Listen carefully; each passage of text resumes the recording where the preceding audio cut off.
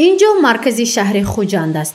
باریدن باران مایده و پرشدت شب گذشت، یعنی ساعت 9 سنه 18 اکتبر آغاز گردیده تا ساعت 17:00 ادامه کرد. این باران اولین فصل تیر ماه است. مقدار بارشات 22 میلیمتر را تشکیل داد که آن از معیار نسبتاً بیشتر می باشد. یعنی از معیار مقرری زیاد باریدن باران تنبشوی آب در جویبارها و راههای اساسی و هم بین محلی را به میان آورد.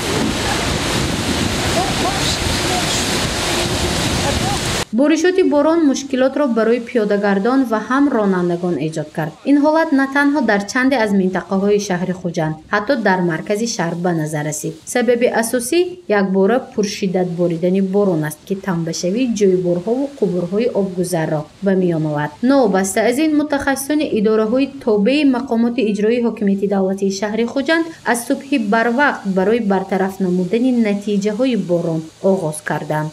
بارشاتی که شب گذشته آغاز کرد تا هنوز ادامه دارد و ساعت تقریبا 11 روز است. 4 گروه کاری مقامات اجرایی حاکمیت دولتی شهر خوجند برای برطرف نمودن تنبه‌هایی که از حساب آب زیادی باران به وجود آمده است کاربری دارند. متخصصان اداره راه و خوجند ابوالکانال شروع از ساعت 5 صبح سنه 19 اکتبر برای برطرف نمودن عاقبت‌های باران پرشدت کار را آغاز کردند. آنها 6 گروه را تشکیل نمودند. شمارشان بیش از 20 نفر است. در 6 منطقه شهر خوجند با تکنیک و تجهیزات ضروری آب‌های جمع شده را به نقلیات مخصوص گرفته به منطقه‌های دیگر انتقال دادند. 4 سحر رسید، همین بارش سر شد، کاربری شده ایستاده است. اکو مرکزهای کوچه درنایی بنین و ها همش اکو درنایی شهر همش تامین شده است وقتش بود. کوچه اسماعیل سامانی، کمال خوجندی و کوچه دگاری، کوچه سیردریا، کوچه رفعت حاجیوف همین ها کاربری شده ایستاده است.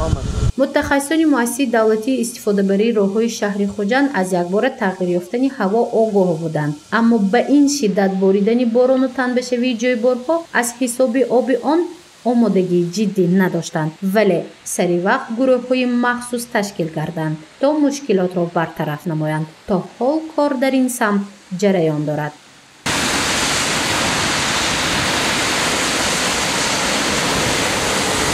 وقتی که جمع میشد کشته به جای دکاری بپتم.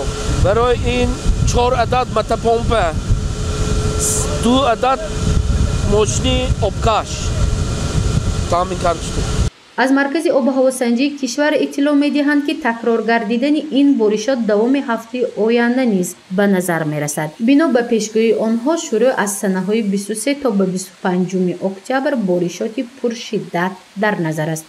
گزارش مفنوشکور و نعیم جان ایوبوف برای برنامه اطلاعاتی خبر.